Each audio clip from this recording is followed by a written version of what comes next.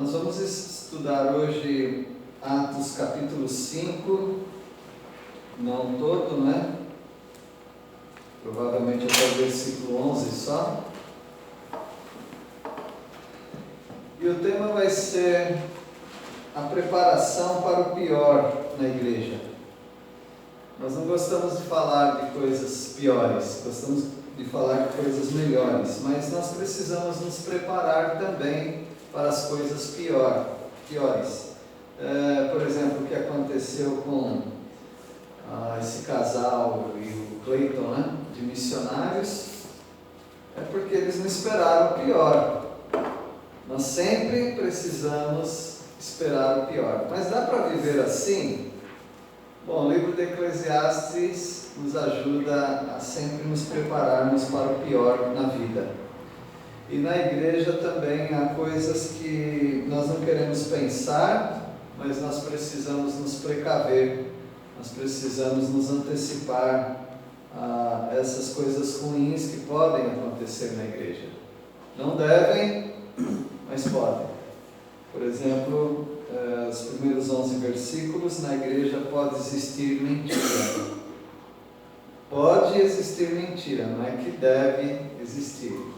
Mas é perfeitamente possível existir mentira numa igreja.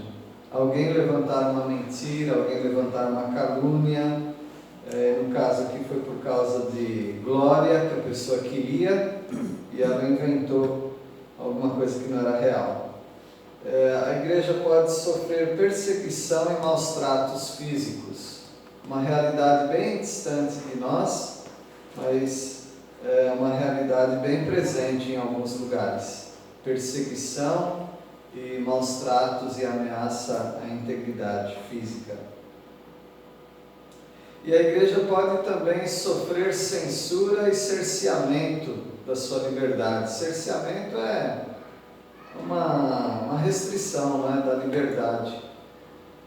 Parece também que é uma realidade bem distante de nós, mas nós não sabemos por quanto tempo. Algumas palavras nós já temos que tomar cuidado, as igrejas têm redes sociais, já tem que tomar cuidado com o que fala, com o que grava nos áudios, nos vídeos. Então as igrejas, de certa maneira, se elas não estão sofrendo censura, elas estão se protegendo de alguma represália que alguém pode se sentir ofendido com alguma palavra, segundo eles, né, mal colocada.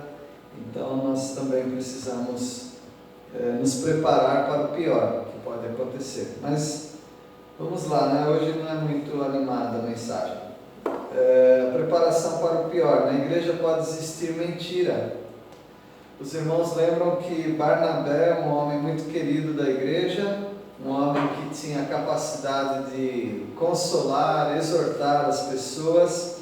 Ele era um levita e ele tinha uma propriedade e ele resolveu vender essa propriedade e dar 100% do valor para a igreja. Ele depositou, tem uma fumaça aqui na igreja, tá?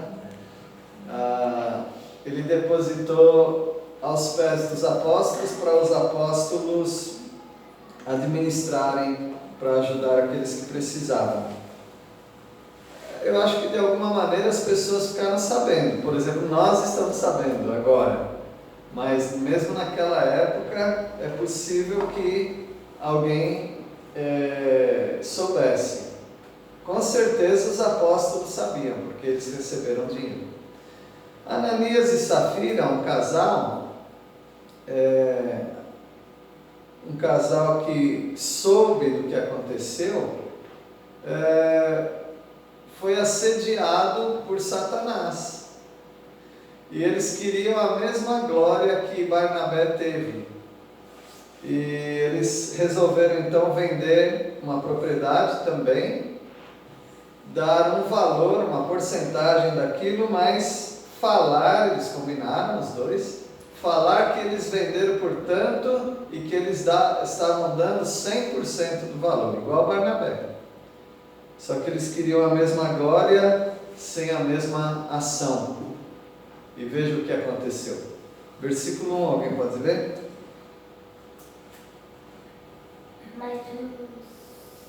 Mas um certo homem chamado Ananias, com Safira, sua mulher, vendeu uma propriedade. Isso, propriedade.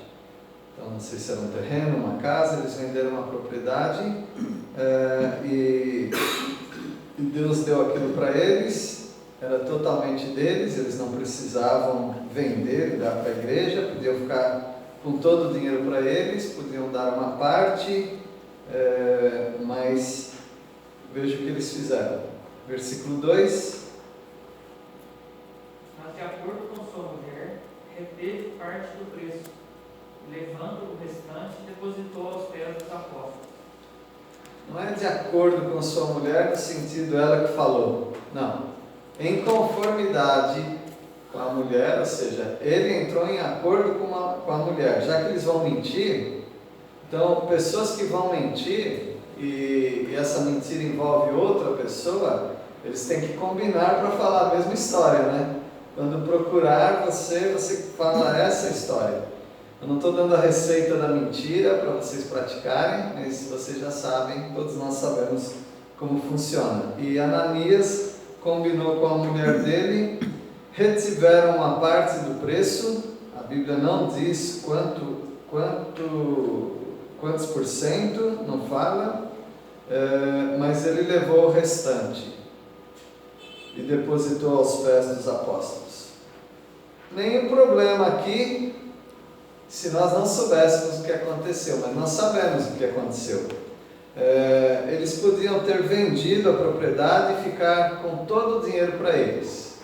Eles podiam vender e dar 10%, 20%, 50% para a igreja, ou podiam dar tudo para a igreja também. Esse não é o problema, porque o nosso Deus não tem necessidade financeira. O nosso Deus, ele pode providenciar para a igreja tudo o que a igreja precisar. Deus é quem dá. E então não era o problema do dinheiro, o problema era da mentira. Dizia um ditado popular judaico que o amor do dinheiro é a raiz de todos os males. Esse ditado caiu na Bíblia. E, portanto, esse ditado judaico agora é inspirado por Deus, né? Desde que foi deixado na palavra de Deus. O amor ao dinheiro. Só que eu vejo, vocês também vão ver isso, né? Que Ananias e Safira, o problema não era exatamente o amor ao dinheiro. Envolvia sim, porque se eles não tivessem tanto amor ao dinheiro, eles podiam dar um valor, não precisavam reter nada para eles, ou não precisavam mentir, mas eles precisavam, de alguma forma ou queriam uma parte daquela venda para eles, e eles mentiram, mas parece que a força maior desse pecado não era a ambição, era a vaidade. A vaidade de querer ter o nome deles estampado na igreja. Ananias e Safira deram tanto dinheiro para a igreja, porque eles estavam com inveja do que Barnabé tinha feito. Barnabé foi o nome dado para os apóstolos por causa do ato dele.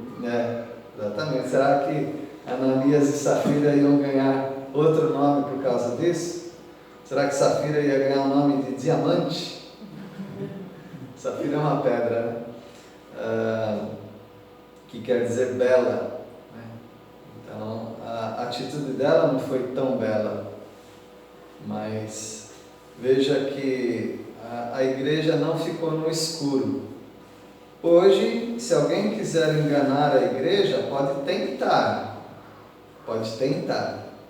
mas o Espírito Santo de alguma maneira vai revelar. Se não, como aconteceu com Pedro, mas através de circunstâncias, Deus pode desmascarar a pessoa. Por isso nós temos que ser muito verdadeiros, porque verdadeiros na igreja, porque mentir fora da igreja ruim, é deplorável, mas mentir na igreja, você não está mexendo com qualquer instituição, você está mexendo com a instituição de Cristo Jesus, porque Ele é o dono da igreja. Versículo 3. Então disse Pedro: Ananias, por que encheu Satanás o teu coração para que mentisse ao Espírito Santo, reservando parte do valor do campo? Como é que Pedro soube? Certamente porque o Espírito Santo revelou a Pedro isto. Porque ninguém sabe o que está no coração da outra pessoa. Ninguém sabe o que as pessoas andam conversando secretamente. Mas Pedro soube porque Deus revelou para ele aquilo. E ele não diz assim: Ananias, por que você guardou parte do valor para você? Essa não foi a repreensão. A repreensão foi outra, porque você mentiu. E antes disso, porque encheu Satanás o teu coração. Se a pergunta fosse apenas, por que Satanás enche o coração de alguém? É fácil responder, porque ele é assim mesmo. Satanás enche o coração das pessoas.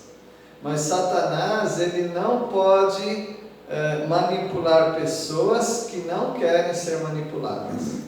Satanás não pode mexer com a sua vida no sentido de fazer você desobedecer a Deus. Ele não pode fazer isso. Ele tenta, por isso que ele é o tentador.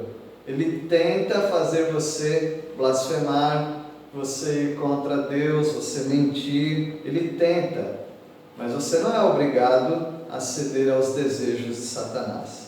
Então isso aqui por si só já é uma repreensão.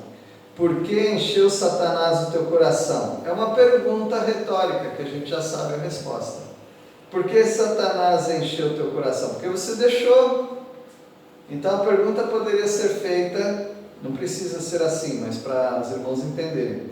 Por que você deixou Satanás encher o seu coração de mentira? E Ananias, ele deixou, Ananias e Safira também. Então é muito importante a gente saber que o pecado não foi reter o valor. O pecado foi mentir, dizendo que estava dando todo o valor quando não estava. Então é muito importante a gente prestar atenção nos detalhes. Pregadores, quando vão falar de alguma história, eles têm que tomar muito cuidado. O irmão Jimmy Rose era um pastor de Ribeirão Preto, já está com o Senhor agora, mas ele disse que para que não houvesse nenhum exagero ou mentira, ele escrevia todas as ilustrações que ele ia dar. Ele procurava saber dos detalhes para ele não ficar inventando coisas. A gente pode se enganar com os nomes, com os locais, com várias coisas, mas mentir, não, nós não devemos fazer isso. Então, quando você tomar a palavra, quando você for dar um testemunho, quando você for contar uma história com alguém, tome cuidado se você não está exagerando. Tome cuidado se você não está mentindo. Porque exagero é uma forma educada de dizer que você está mentindo. Versículo 4. Conservando porventura não seria teu, e vendido não estaria em teu poder? Como, pois, assentaste no coração esse desígnio? Não mentiste aos homens, mas a Deus. Notem que aqui ele explica, né? Ele explica dizendo, se você vendesse, o valor não era todo teu, estaria em teu poder. Por que você fez isso? Agora notem que se deu a impressão que a culpa era de Satanás, no versículo 4, essa impressão se desfaz. Porque agora ele não está dizendo por que Satanás fez isso, mas ele está dizendo como, pois, assentaste, ou seja, tu assentaste no coração esse desígnio. Por que você deixou essa mentira ficar no seu coração? Por que você levou isso adiante? Então aqui não é simplesmente culpa de Satanás. Ele não pode dizer, foi Satanás, eu não tive culpa, foi Satanás que me oprimiu, me tentou, me enganou. Não, você teve a culpa disso, você aceitou. Ele mentiu não contra Pedro, contra João, os apóstolos, mas ele mentiu contra Deus. Versículo 5. Ouvindo estas palavras, Ananias caiu e expirou, sobrevindo grande temor a todos os ouvintes. Como assim? Não deu nem tempo de se arrepender? Não deu. Deus às vezes dá tempo de arrependimento e às vezes não dá tempo de arrependimento. E aqui ele não quis dar esse tempo. Agora, meus irmãos, os comentaristas bíblicos, que vocês procurarem, eles não vão dizer que Ananias foi para o inferno. Não, Ananias não foi para o inferno. Ele era um irmão em Cristo. A palavra de Deus disse que ele mentiu ao Espírito Santo. Ele tinha o Espírito Santo na vida dele. Ele apenas, não apenas no sentido que não era sem importância, mas ele desobedeceu a Deus, ele deu um mau testemunho e ele sofreu uma consequência aqui para causar temor em todo mundo. Mas isso não quer dizer que ele perdeu a salvação, porque o crente não perde a salvação. Não quer dizer que ele não era crente ou que ele foi para o inferno. Não. Ele foi repreendido. E na repreensão, Deus pode inclusive tirar a vida de um crente. Entrega a Satanás para que tire a vida e salve o espírito. Exato. 1 Coríntios 5, para que seja salvo no dia de Cristo, da manifestação de Cristo, mas que o corpo dele sofre a destruição. Em 1 Coríntios capítulo 11, também nos fala que é por essa razão, porque não estão discernindo o corpo de Cristo, estão zombando da ceia do Senhor, por essa razão que há entre vós fracos, doentes e muitos que dormem. Não poucos os que dormem. Dormir aí não é tirar um cochilo, não. Dormir é morrer. Então tem crentes que morriam. Eu acredito que crentes morrem hoje também por desobediência. Só não me fala para dizer quem é, tá? Mas em 1 João também fala do pecado para a morte. A Bíblia diz que não é nem para orar por pecado para a morte. Eu acho que eu já orei por pecado para a morte, mas eu não sabia que era para a morte aquilo. Mas há pessoas sim que, por reincidência em desobedecer a Deus, Deus pode tirar a vida delas. Agora, Ananias não teve tempo de repetir o pecado.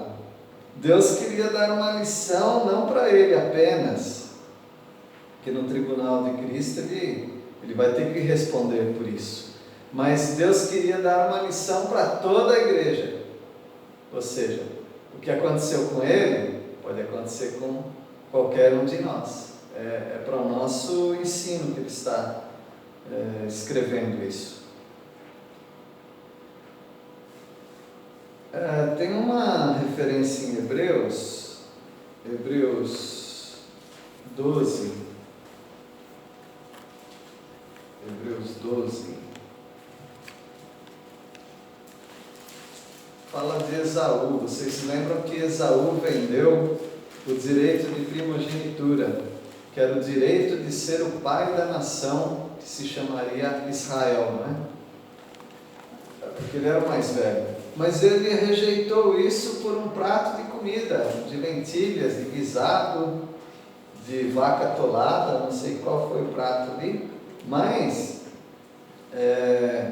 a Bíblia diz algo a respeito de Esaú e a consequência que ele sofreu. Versículo 17. Hebreus 12, 17.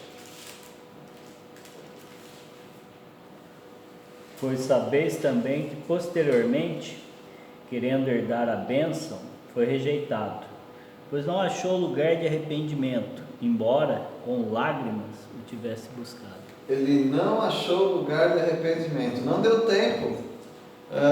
Ele buscou sim, ele chorou, ele tentou reverter a situação, mas não conseguiu.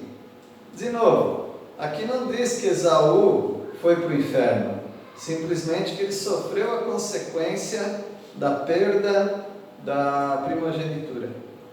Ananias também, ele sofreu essa consequência, e a consequência que ele sofreu foi a morte. Ananias também não achou lugar para o arrependimento. Meus irmãos, achar um lugar para o arrependimento é graça de Deus, é misericórdia de Deus.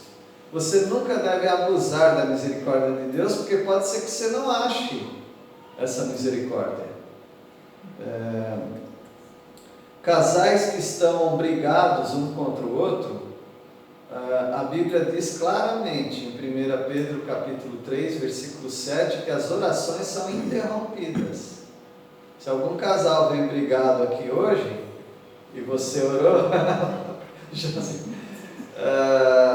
você orou, mas não adiantou nada, tá bom?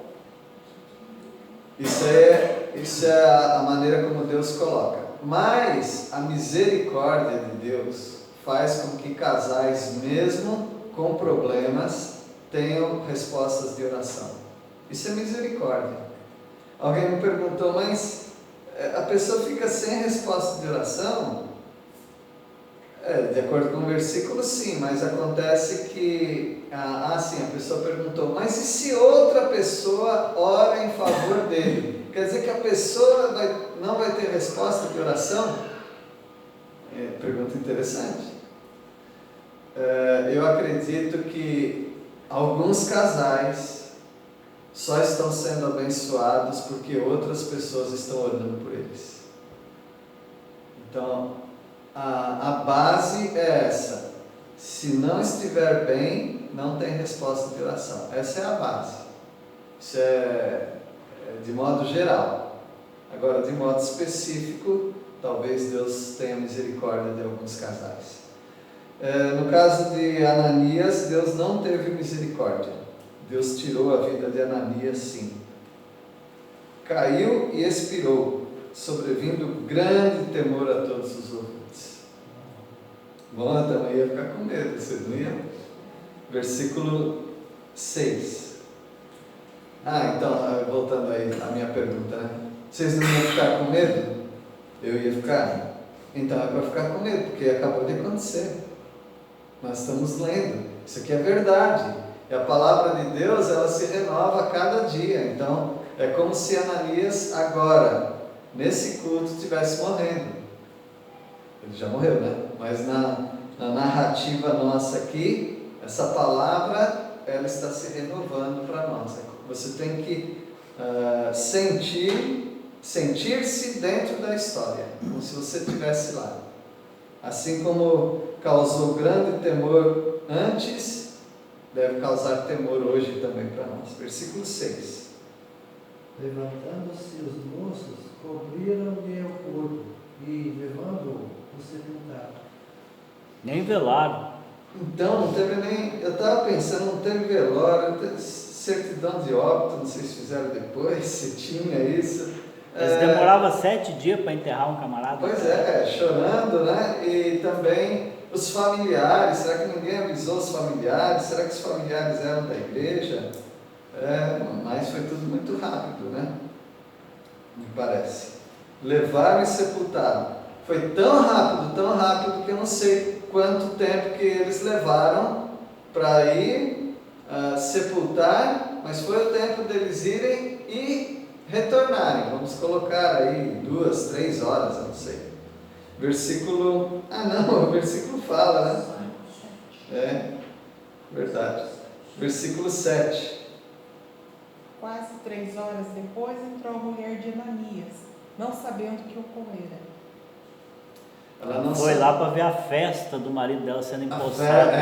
Olha lá, todo mundo ali, a casa está cheia, estão exaltando a Deus pela vida de Ananias. Ela chegou ali, né? Pastor, foi todo homem que foi levar o Ananias para enterrar, né? Porque a notícia não espalhou.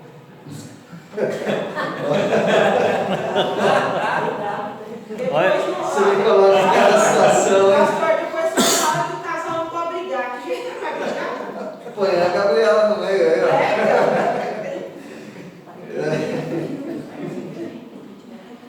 3 horas sem ninguém saber. 3 horas. E entrou a mulher de Ananias, não sabendo o que ocorrera. Versículo 8. Então Pedro, dirigindo-se a ela, perguntou-lhe: Dize-me, vendestes, portanto, aquela terra? Ela respondeu: Sim, portanto. Acho que ela estava muito contente, né? Porque ele falou, talvez ela estava pensando, a Barnabé já falou, então é isso mesmo, vendemos por esse valor. É claro que Pedro ele não estava inquirindo, perguntando para saber a verdade. Ele já sabia da verdade. Deus já havia falado para ele. Versículo 9. Então Pedro, por que entrastes em acordo para tentar o Espírito do Senhor? Eis aí à porta os pés dos que sepultaram o teu marido, e eles também te levarão. Ao mesmo tempo que esse texto é poético, esse texto é muito trágico. Porque Pedro fala porque você entrou em acordo. Acordo com quem? Subentende-se com Barnabé. O Barnabé também é conhecido como Ananias, né? Ananias, pastor. Obrigado. Se eu falei Barnabé outra vez... Barnabé era o título que ele queria ganhar por dar, né? Mas não deu certo mesmo. Não deu. Tentou o Espírito do Senhor. Agora veja a forma poética como o Lucas, né, retrata isso. Eu acertei, é Lucas, tá? Sim, aí é. Eis aí a porta. Então dá uma olhadinha na porta. Olha o bico do sapato, olha o bico da sandália de quem? Dos homens, né, Ronaldo? Com certeza, já está escrito aqui eles, né? Os homens que foram sepultar o seu marido. Bom, já era motivo para ela cair dura de susto, né? Que o marido dela morreu, foram sepultar e nem falaram para ela. E eles também te levarão. Daí cai de medo, pastor. Aí cai de medo. Mas ela cai pelo julgamento do Senhor, né? No versículo 10. No mesmo instante caiu ela aos pés de Pedro e expirou. Entrando os moços, acharam-na morta e levando-a, sepultaram-na junto do marido. Os moços entraram, mas de novo. Será que está movimentado hoje? Será que não pode ir outro quarteto, não? Meus irmãos, pessoas já morreram de susto, né? Pessoas já morreram de susto. Vocês vão lembrar que quando Eli, já velhinho, recebeu a notícia do roubo da arca, né? E também da morte dos filhos, ele caiu e quebrou o pescoço, né? Caiu da cadeira lá, quebrou o pescoço. E parece que teve a nora também, não foi? Em seguida, a nora deu à luz, não foi? Pelo susto também. Então, e ela morreu? Não me lembro se ela também morreu. Não, deu a luz aí em Icabode. O Icabode. Foi-se a glória, né? Icabode. Ela tinha que viver para aguentar o filho dela com esse nome. É verdade. O Icabode era o... Estava pensando no Benjamin.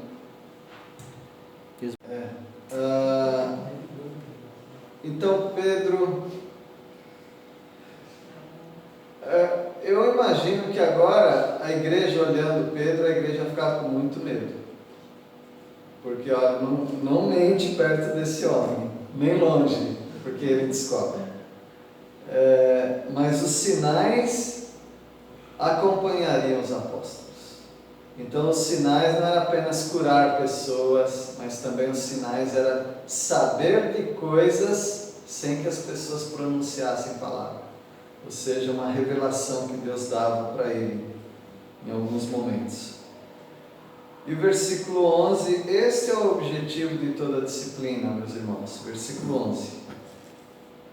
E sobreveio grande temor a toda a igreja e a todos quantos ouviram a notícia destes acontecimentos.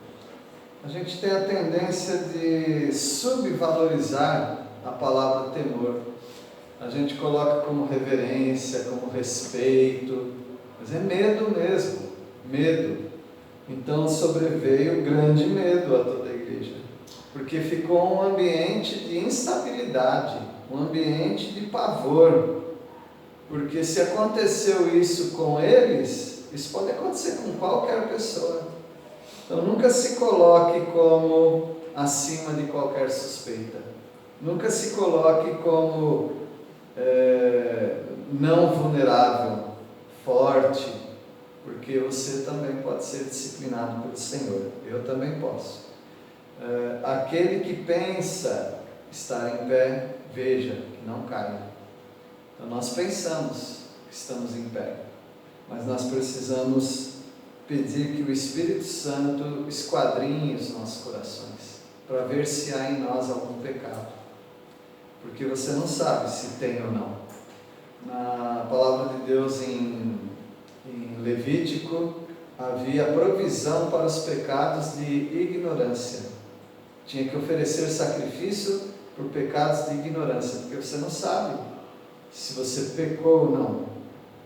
Jó oferecia sacrifício pelos filhos. De madrugada ele levantava e oferecia sacrifício, porque podia ser que algum dos filhos tivesse pecado. Ele não sabia disso. E talvez nem os filhos soubessem, mas ele já tomava provisão para isso também. Mentira. Satanás é o pai que quer afiliados. Ele quer fazer de você novamente filho. Você não é mais filho do diabo, mas ele quer fazer de você novamente filho dele. E a característica dele é mentira e assassinato. A mentira é difícil esconder. Você esconde por um tempo, mas pessoas podem descobrir. E o problema da mentira é que você precisa de uma outra mentira para tapar ou apagar aqueles rastros daquela mentira. E a mentira, ela é viciante. Tem pessoas que mentem e mentem até quando não precisa mentir. Não que mentir seja um escape, né? Mas tem sido um escape para alguns. Para algumas pessoas, elas sentem que é necessário mentir, senão eu vou me enroscar se eu não mentir. Só que o problema é que você pega o hábito da mentira e você mente até quando você não tem motivo para mentir, você está mentindo. Que o Senhor nos repreenda, que o Senhor nos ajude também, nos santifique. Amém? Vamos orar. Nosso Deus, Tu és o Deus de toda a verdade, e nós pedimos ao Pai que essa verdade, que é o Espírito Santo, também nos guie a toda a verdade. Livra-nos, ó Pai, de mentir contra o Espírito Santo, mentir contra os irmãos, contra a igreja, e mentir até contra nós mesmos. Pedimos a Tua ajuda para andarmos numa vida santa diante do Senhor. Obrigado pelas Tuas repreensões, mas também nós agradecemos e pedimos pelas Tuas misericórdias. Em nome de Jesus que nós oramos. Amém.